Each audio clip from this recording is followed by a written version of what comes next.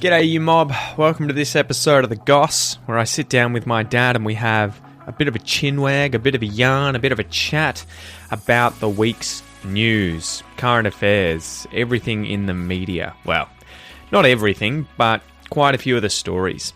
So this week we get into this episode and we talk about a little bit about family history, as my dad's writing a family history book at the moment that is obviously about his family's history.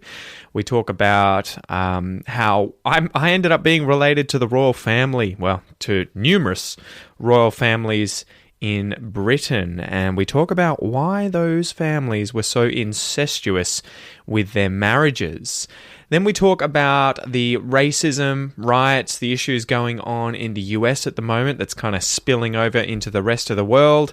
And we talk about the media in Australia and the world's most powerful man, arguably. Anyway, without any further ado, guys, kick the kookaburra. Let's get into it.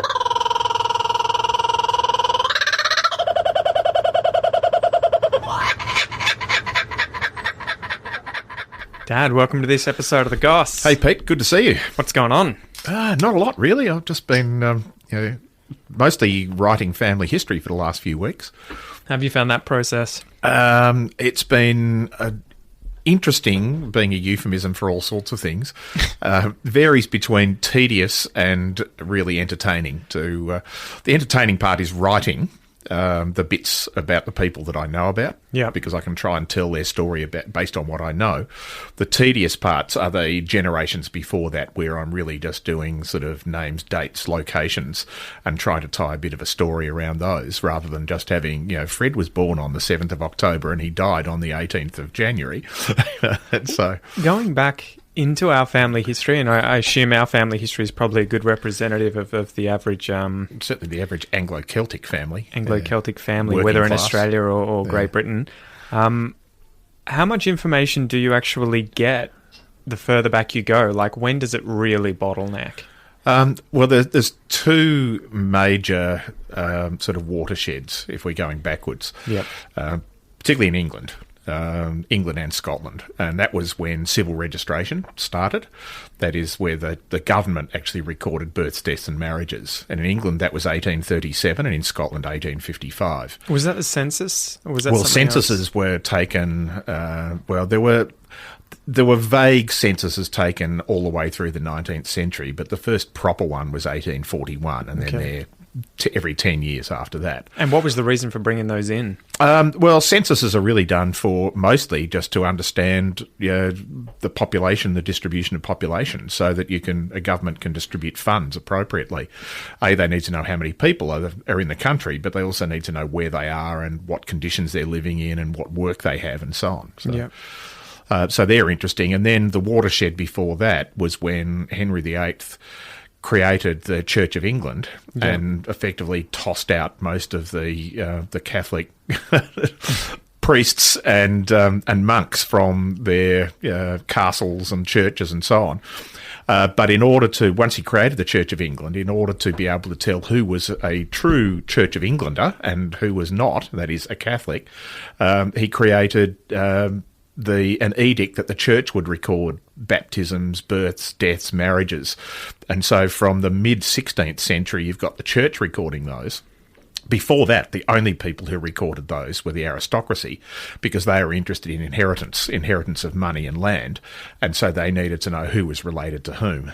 And it's fairly incestuous because effectively families are marrying into other families for political, social and financial reasons, and so they needed to know who everybody was. And so it was that was a more of a selfish imperative on the behalf of those aristocratic families. I know that there are a lot of those families. I don't know what it's like in terms of Great Britain history and how incestuous they were in the royal family and other aristocrats trying to maintain bloodlines and connections between different families in order to maintain their wealth and keep away from the riffraff of the lower class. But I know that, is it Cleopatra who's got like a really messed up family tree where I don't know if it was her personally having relations with brothers and then children with them. I'm not sure about that sort of ancient Egypt time. I think I remember studying like phylogenetics or something at an evolution at a university, and them showing a family tree at some point of Cleopatra's, and it was like totally just messed up in terms of like there were grandchildren connected to grandparents because they'd married through something, and siblings having children, divorcing, separating, having children with uncles and aunties. Much more modern than that was Queen Victoria. And she's often called the mother or grandmother of Europe because all of her children married into European royal families. Yeah. And so there's from there down, from the middle of the 19th century to today, most of the royal families in Europe are related because they all relate back to marriages from Queen Victoria's children. It is pretty crazy, but I think after watching something like, Game of Thrones, what was the other one? The Last Kingdom. You really do start to understand why marriages were so important across those boundaries in order to shore up alliances. And I mean, it's sort of tragic because obviously women were mostly used as pawns. Oh, completely. They were just fodder for socio-political gains by their fathers and their husbands. But it was weird. I found myself watching The Last Kingdom, which is about Alfred in the years of, I think, the 800s, 900s, and his children, his offspring. But you see how screwed up it is. I think in the show, at least, they've sensationalized it. But his son, for example, doesn't want to be a king. Yeah. He's like, fuck this. Like, I don't want this responsibility, no, exactly. And he's like, he had children and married a commoner, at least in the show. I don't know how much this reflects reality. Yeah, I'm not sure of Alfred's children. So but he was, in the show, he's like forced effectively to divorce this woman. She's taken to the nunnery in order to hide her. The children had taken to nunneries and whatever it is, the monasteries to become monks and to hide them away because other people will kill them in the future if he marries an important woman. Yes. Because the king, Alfred, wants him to marry an ally in order to get her family's wealth and army and have that kind of control of, I believe it's Wessex. And so you see the rock and a hard place thing of, he's just like, well, I'm in love with this woman. She's had my children, and I have to divorce her, never see my kids again, and marry some other woman that I don't even know, never even meet until I might meet her once or twice before getting married. Yeah, divorce didn't exist at that time, but it was effectively divorced it was a political game that the church played, where the church, for whatever reason that they wanted to, could declare a marriage null. Yeah.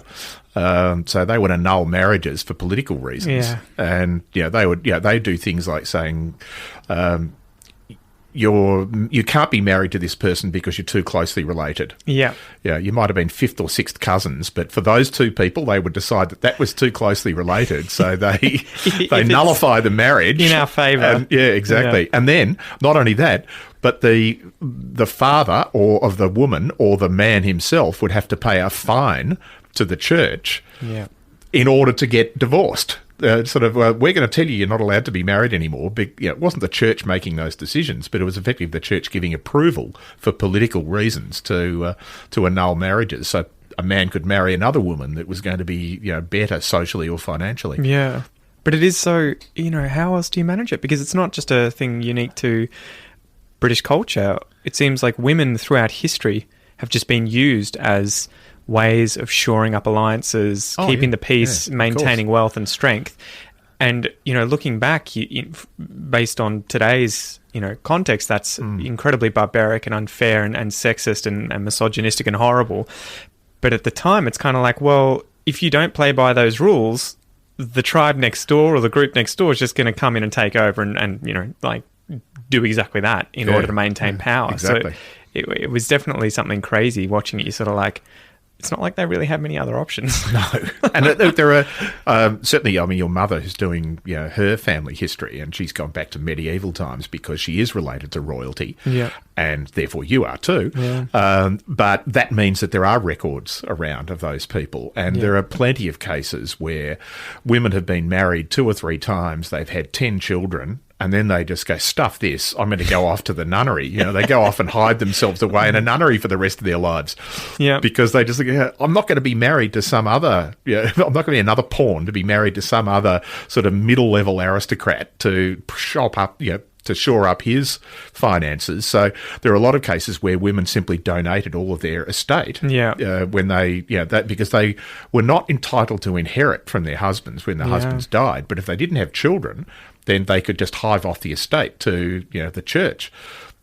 Which was one of the reasons that, that the whole thing about Henry VIII bringing in divorce and legalising divorce in order to divorce his wife had nothing to do with it. It was because he got sick of chopping their heads off, right? Well, that was that was later, after he divorced his first wife.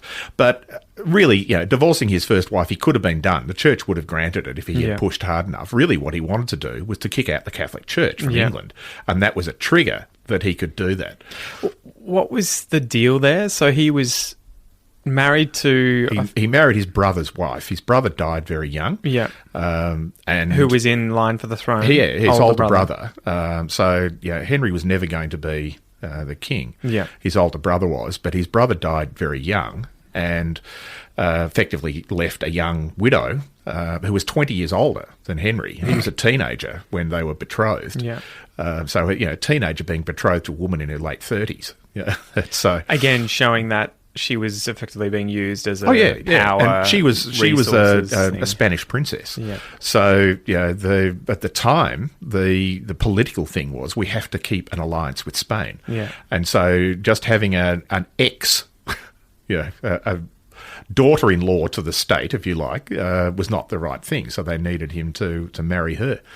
And allegedly they got on very well. But in the end... She had her head chopped off. Well, no, she didn't. They just divorced. Okay. He divorced her. It was the next ones. Yeah, it was the next ones that were... a few had their heads removed and a few just got sidelined. But apparently... So, what was the issue? He was wanting to have a son, obviously, to have an heir, and none of them were giving him sons. And so after a few miscarriages or daughters that were born, he was like, this isn't working. Yeah. But he ended up with a son. Yeah. But that son was ill and he died as a teenager. He became king... but died for a short period. And then his older sister Mary was queen. Yeah. And that Mary was Catherine of Aragon's daughter. She was the first wife. And then Elizabeth became queen, to whom you are related.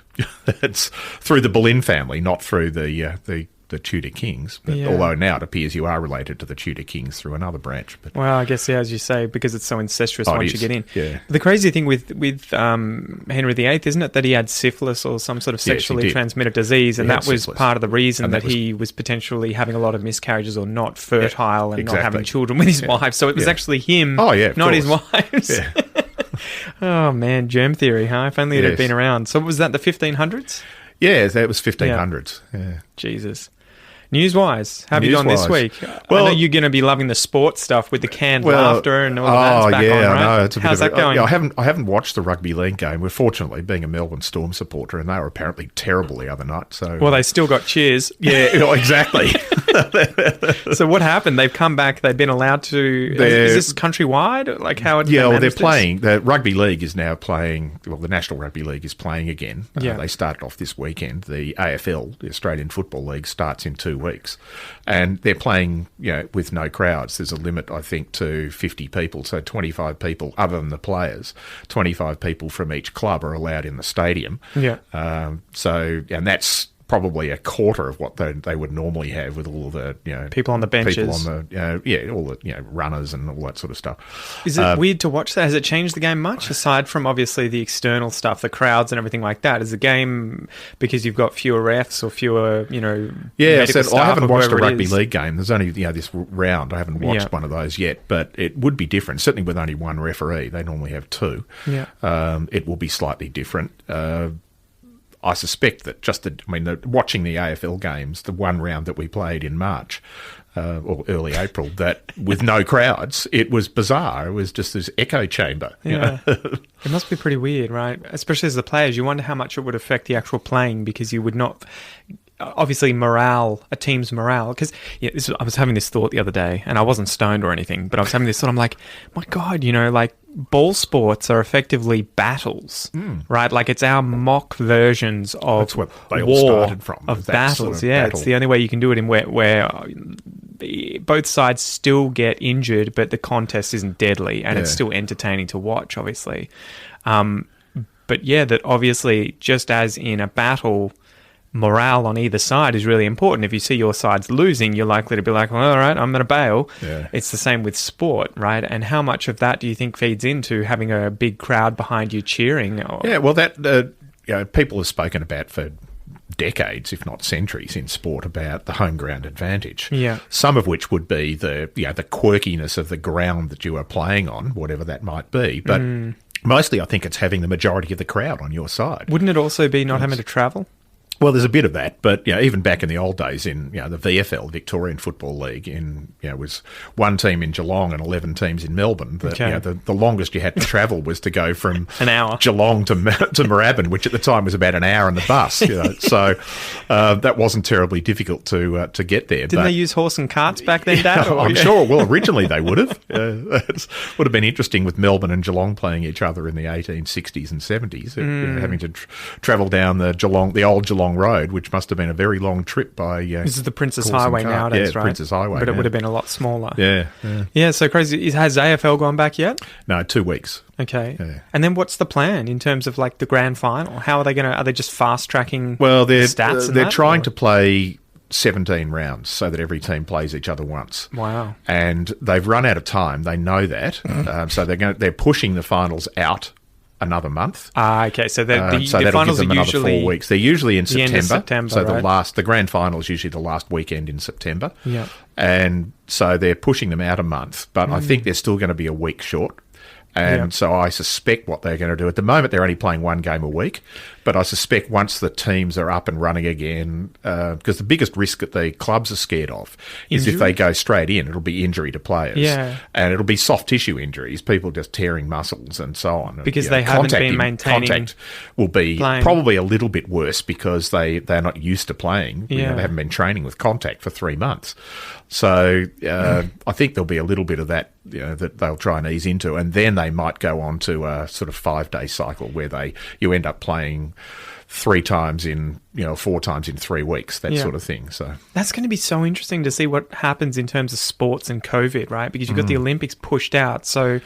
The major tennis tournaments are affected. Wimbledon is just cancelled, and the US Open are making a decision in 2 weeks' time as to whether to run it or not. They're in September. They're the last one in the year. Yeah. And the French Open have already pushed out till, I think, October. Surely tennis isn't a problem, aside from obviously not having the funds from having huge crowds there. The problem is that 2 people on a court, or but the problem is getting them there because it's an international sport. In major tournaments, players have got to come from all over the world to get there, and most countries have still got limited migration in. So it's what do you think is going to happen with that first getting back into sport from people? Do you think there'll be higher levels of injury? Do you think people are going to be suddenly playing at a lower level because they've been out of practice for a long time? Yeah, look, I think the first round or two of, certainly in AFL, and that's the game I watch most, in terms of national level competitive sport, the first round or two of AFL every year is never the same skill level or intensity level, and I'm sure that's because the players are still ramping up. Yes, they're very fit because they've had 4 months of out of season training, but that's just fitness training, and then they get into a bit of contact training and so on. But as they always say, there's nothing like match fitness where you have to play a match for 2 hours.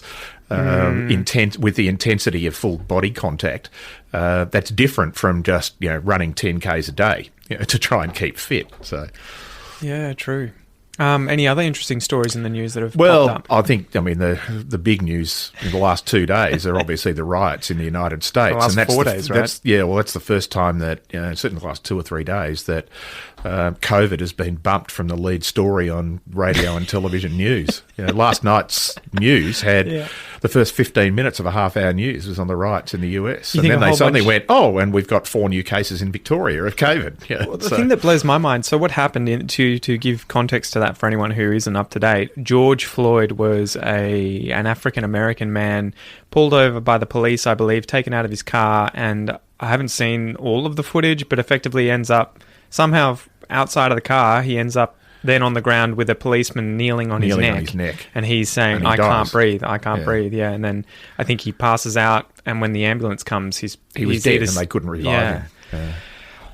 And then obviously we've had this huge backlash from the public in, was it Minnesota where that happened? Missouri? It was Minnesota, the city of Minneapolis in Minnesota. Okay. Minneapolis.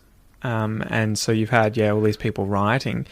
There are so many weird things with that, though, that have blown my mind. Like the fact that everyone has sort of forgotten about how bad COVID currently is in the US, and they're in crowds of thousands of people rampaging through the street with their shirts off and everything. Exactly. And there's, people fighting. And the other side of it is just the looting and rioting. So there's people like burning down other people's stores, many of whom are, Indigenous Americans or Asian Americans, African Americans. They had nothing to do with the police, and they're not even white, right? If you want to have a racial Look, I think there's two things going on there. One is that most of the protests that we don't see are peaceful. There have been plenty of peaceful protests in the same cities that there are, there's riots going on, and in others. And so there's an element of the population that are simply protesting in a peaceful way against, the treatment, particularly of black men, by police in the United States. Pause you there. Something really touching the other day that I saw, maybe yesterday, was a group of white American, I think largely white American police officers effectively saying, we're joining you guys and we're here to protect you and make sure you have a voice, and getting in with them and just being like, we'll support you. And there's lots of politicians doing the same thing. I mean, the mayor of New York has been out in the streets. The mayor of Los Angeles, the same thing. They're actually joining the protests, the peaceful protests. And so there's that side of it.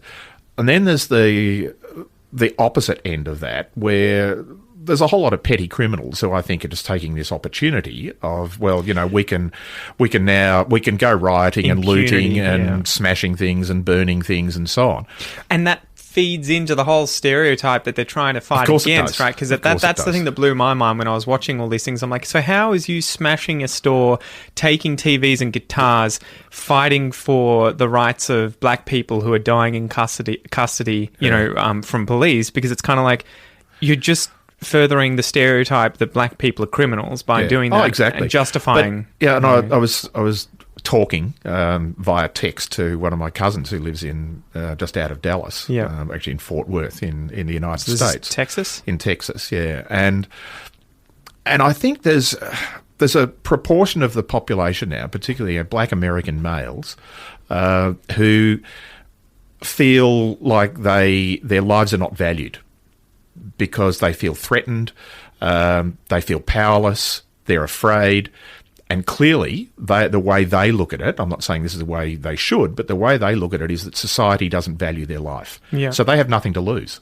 Yeah. So there's no excuse for rioting and looting and that sort of behaviour. But I think there's an understanding of a reason. Yeah. And that if as a group of people you have lost all value in your own life, you've got nothing to lose. And that's why I think what's causing a lot of it. But then there are the petty criminals, I think, who are just taking the opportunity of joining in. Well, and you've got groups like Antifa, so the far left, and then you've probably got people that are on the far right getting in there and trying to stir up violence and everything because they want it to become a bigger thing, to be racist or to be... And this has all happened in a perfect storm, perfect obviously being a descriptor rather than a qualifier, a perfect storm of sociopolitics in the United States over the last 2 to 3 years, and then with COVID over the last 2 to 3 months, in that we have a president in the United States who, from my opinionated point of view, without living in the US, who takes no responsibility for what's happening and has no leadership. The only reaction he's had to this is, well, if you loot, we shoot. Yeah. So he's effectively giving license to the police and the armed services, because they're calling in the National Guard, to just shoot their own citizens. Well, and the weird thing is the National Guard, for context, is sort of what a military trained... It's a state militia that can be brought together to protect the state, but that they're not highly trained soldiers, right? No, they're not police. It's not their day job. Yeah.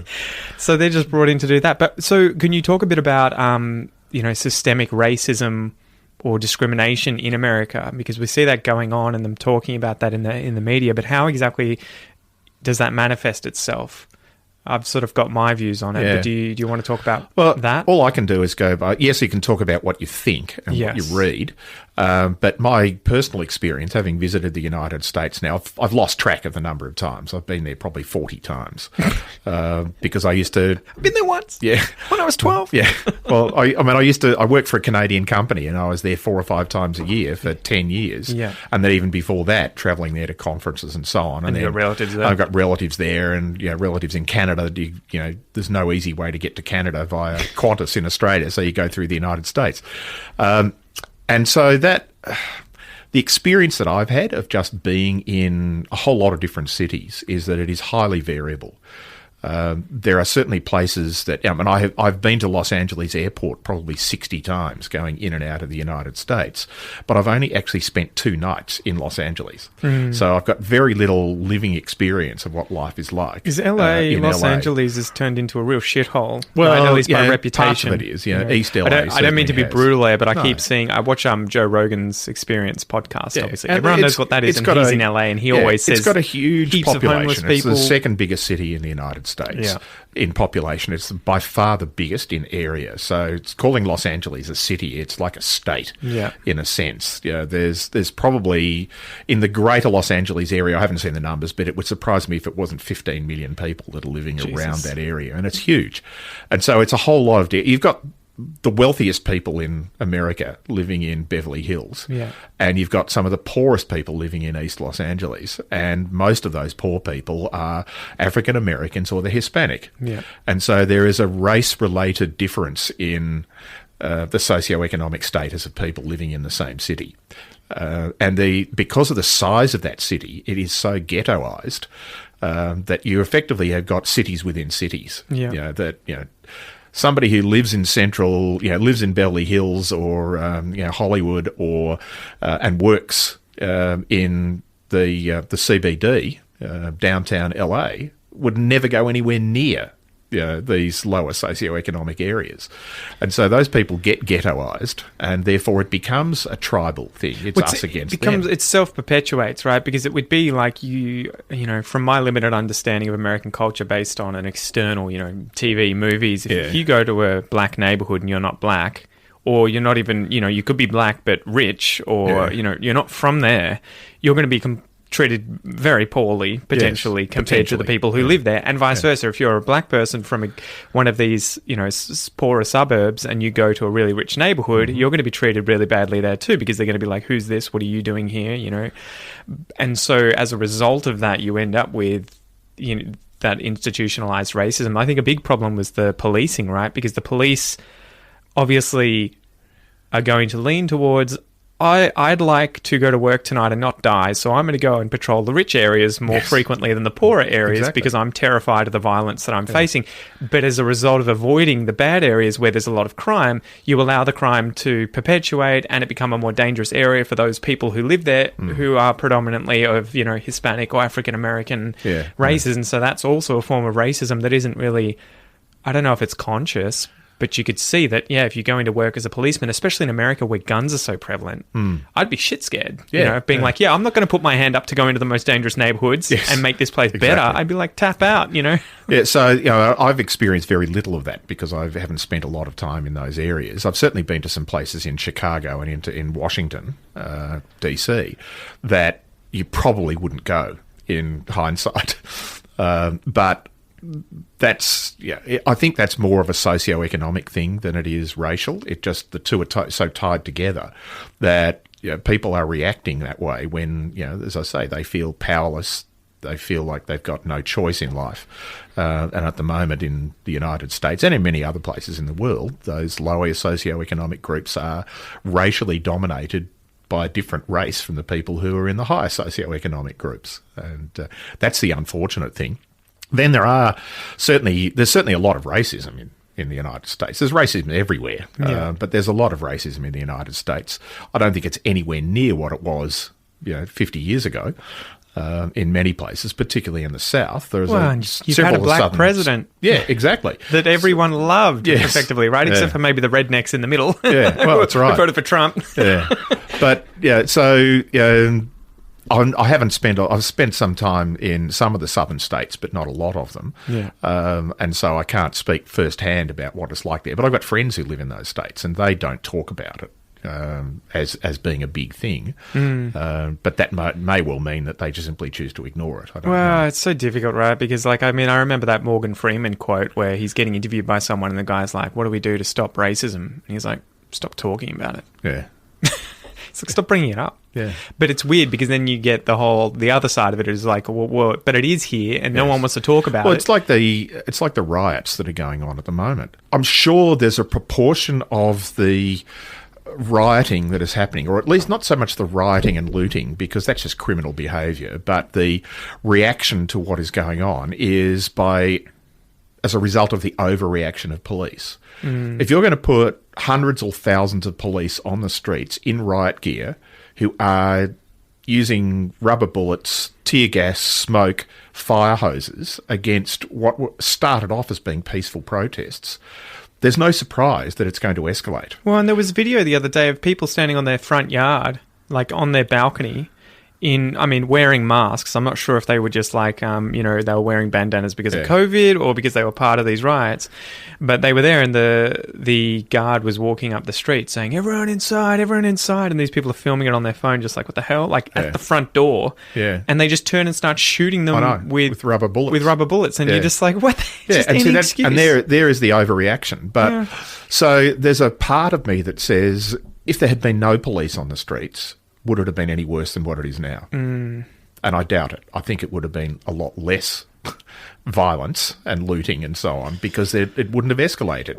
But then what do you do if it had happened and the mayor, the governor, the president hadn't put the military and the police out there? Then there would be, all hell would break loose in terms of overreaction the other way. So a rock and a hard place. It is place. caught between a rock and a hard place in a sense of the fact that you are doing something is probably making it worse, but if you don't do something, then politically that's suicide. So, do you think it's going to change anything? Because we had it will. What was it, Rodney King? Yeah, was it Rodney King in 1991 that was killed by a policeman, and then in 92 they had the LA riots, right? Yes. Where you had 63 people died. Yeah. In those, but what changed after them?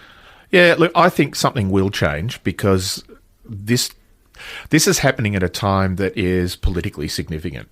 Yes. Because we have elections in the United States in November, in 5 months' time. Do you think Trump's going to get back in? No. But that's probably hope more than think. My heart and my brain say he can't possibly. So again, you're between a rock and a hard place with your only other choice is Biden. Right, yeah, but Biden is benign. He's just a muppet. He's a muppet. Calling people. I've heard people calling him, Joe Benign. But what did they say the other day? You're not black if you vote for Trump. Black people are not black. They're not black. I've decided. I've made a decree. You don't have. And they showed a photo of Kanye being white and being like, "Damn it." Yeah, I know. Yeah. Yes, and that was either. And I think I commented to you at the time, that was either taking really bad advice from his advisors or he didn't think before he opened his mouth. But doesn't he have some sort of... Isn't there rumours going around that he has Alzheimer's or some sort of mental, those rumours thing going on? Who do you think started those? Well, the Murdoch press. Who knows? So. But he keeps... You see so many of those mash-up videos of him just saying the weirdest things in speeches and you're just like... but mashing up videos is... Trump is the classic. Oh man, but at least that you can see it's intentional, right? It's intentional obfuscation. Sorry, but what were you saying in terms of the riots and making a difference? I think it'll make a difference because it will become political. Yeah, when it happens in a time that is not leading up to an election, particularly a presidential election. So if it happened in any other year, apart from this fourth year in the cycle, then it probably wouldn't have had a significant effect. But I think now there's an opportunity for it to be made political. And I think it will. It has to be. And those of us who sit on the left side of politics, unfortunately, we are in a good position because of it. And obviously it makes no direct difference to me who's in charge in the United States. But from a world politics point of view, you've got to look at it and say, we need somebody in there who is a lot more moderate, but who will also take responsibility for things. If the President of the United States is not responsible ultimately for what goes on here, who is? And we currently have a president who just points the finger at everybody else and blames everybody else. Well, because it works in terms of it works because his game. That's exactly his game, and he's going to continue to do that for the next 5 months. Why would he change? Yeah, exactly. He doesn't lose by doing that, right? Like no one's holding him to account. The media aren't. Like or at least they're not. They're just feeding into it and taking the bait. That's the Murdoch media. Yeah. And unfortunately, the Murdoch media is the primetime television and the big selling newspapers that are aimed specifically at the religious right. Let's switch gears onto that then quickly, because that's at least obviously Australian in terms of not anymore. He's not Murdoch. Yeah. But do you want to talk a bit about the Murdoch media and the sort of problem that Australia faces? Well, the United States Murdoch. is the same, and Britain's the same. Yeah. Is that Rupert Murdoch and his company or companies own a huge proportion of the media. So he owns Fox News, right? He owns Fox. As well Fox as what? Media. Everything here, as the well Herald as, Sun. as well as the major newspaper chains, other than the Sydney Morning Herald and The Age, that are the two big selling newspapers in Australia that are not Murdoch papers. Yeah. And he's a right-wing megalomaniac. He's the most dangerous person in the world. There's no question about that because of his influence. Because of his influence. He's driving the political agenda in at least 3 countries in the world. Well, in some of the biggest economies Australia, in the Britain, world, right? and the United States. And probably elsewhere, like New Zealand too. He probably has a big foothold in other parts of Europe. I'm not sure about New Zealand. Fortunately, we have a saint in charge of New Zealand at the moment. May she be the Prime Minister forever, or at least until she defects to Australia. Yeah. But so how has that changed throughout your lifetime, Murdoch media? Was that something that was a big problem when you were my age or younger? No. Well, the Murdoch media, he's just grown, obviously. He's one of the most, one of the richest men in the world and one of the biggest media, if he probably is the biggest media owner in the world across multiple forms of media. And he had fingers in newspapers and television and so on back in the 60s and the 70s and the 80s, but he's now got to the point where he owns such a huge proportion of it. He's just slowly bought it up and consolidated all of those media companies. There are media consolidation laws in Australia that prevent you from having a monopoly, but they don't prevent you from having a majority. You don't have to have a monopoly if you've got the 3 or 4 biggest selling newspapers, which are now all online. I mean, people don't buy paper anywhere near like they used to. I saw someone reading one today in a car, and I was like, "Man, where did you find that?" Yeah, exactly. It's got a fossil. Yeah. But so, what's the problem? Murdoch is effectively right wing, very conservative, very at least in Australia, very pro liberal party, and has his finger in a lot of the conservative politician pies, right? Yeah, where he effectively gets the inside scoop quite a lot and pushes their agendas, right? So in all of his newspapers or any of his outlets, media companies, he'll always put them in a good light, and anyone he doesn't like the Greens, the Labor Party, all in a bad light, no matter what. And they don't even have to write news; they just keep writing editorials, which means they can make stuff up. Yeah, you don't. If just you're opinion pieces. Yeah, you're opinion pieces, and you can prop them up as news. But he's got a whole lot of right-wing journalists. Andrew Bolt is a good example. It's just one example of somebody whose entire reason for existing is running down the left side of politics. He doesn't do anything else. He doesn't even prop up the right side. He just runs down the left side of politics. Yeah, it's crazy. Well, did he have anything to do too, Murdoch, with not Alex Jones, with, what's his name, the guy that just retired, the radio jock here, Alan Jones, right? Is it Alan Jones? Yeah, Alan Jones. He didn't have anything directly to do with him. I'm glad that I actually don't know. Yeah, well, if you lived in Sydney, you'd have had it implanted in your brain. But. So he is actually was Australia's biggest radio show, was it? Or one of the most popular radio shows with millions of listeners every single day. And do you want to talk about him and his, effect as well? Because although obviously he's not part of the Murdoch media machine, he's very much right-wing and, not Alex Jones, but he's very much a facts don't matter, conspiracy kind of guy. I mean, he's been saying massively outlandish things, right? Yeah, of course he has. Didn't he recently have to apologise to Jacinda Ardern for telling her to telling Scott Morrison that he should shove a sock down her throat to choke on? Yeah. So what do you think? How is he so popular in Australia? Well, it's a Sydney phenomenon. He wouldn't survive in Melbourne, and I don't know why. Well, Melbourne's always been more left, though, right? It has, but it's a Sydney phenomenon. This shock jock, as they call them, Do you want to explain what that is? Yeah, well, people talk about it being, Australian shock jocks. It's not Australian, it's Sydney. And these are they're well paid, in fact, highly paid.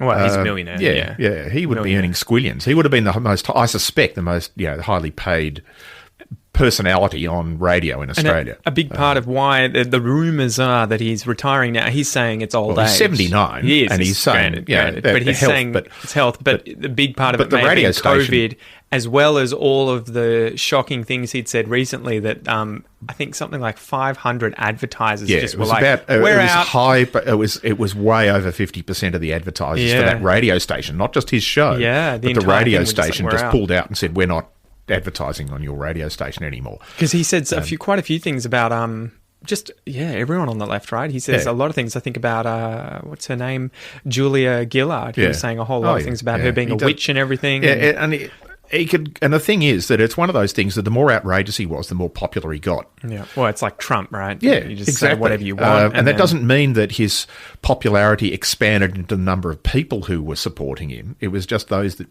became more vociferous about their support for him. Well, and that any news is good news, right? When you're getting in the media, you're getting free advertising effectively. Yeah. And he was famous before he hit radio. He was the Australian rugby union coach 40 years ago. That's great. Yeah, because he's been in radio for 35 years. Yeah, and he's been doing that show for 35 years. Yeah. Morning talkback radio, where he just basically says what he likes and then have idiots ring in agreeing with him or arguing with him. And that's what but talkback radio, if you listen to talkback radio in Melbourne, there's a bit of that, but mostly it's certainly idiots ringing in, but mostly it's reasonably balanced. Even though some people are on the left or right of politics, it's reasonably balanced coverage of the news items of the day. Yeah. And most of the people, like Neil Mitchell is a good example, who would be the equivalent of Alan Jones in Sydney in terms of his popularity and his status, having been doing, I think he's been doing that show in Melbourne for probably as long, if not certainly 30 years-ish. A lot of his show is taking up causes. Yeah, people will ring up and say, look, this has happened to me, this is blah, blah, blah, and he'll go, well, I want to get, the hospital. I'm going to ring the hospital and see what they've got to say for themselves. And then he'll spend a week developing a story and telling it and pulling things together. Alan Jones didn't do any of that stuff. He was just, you're all idiots. And then idiots would ring in saying, no, I'm not. And he was off. So I hate those people that are just overly confident in what they say. And that's like Trump, right? There's just nothing he ever says is wrong, even when he contradicts himself. Yeah, it's like that. It's just you don't have to be held accountable because you're not a journalist. Yeah. Nobody's holding Alan Jones accountable for his sources or anything. Yeah. He's just commentating on the world all the time.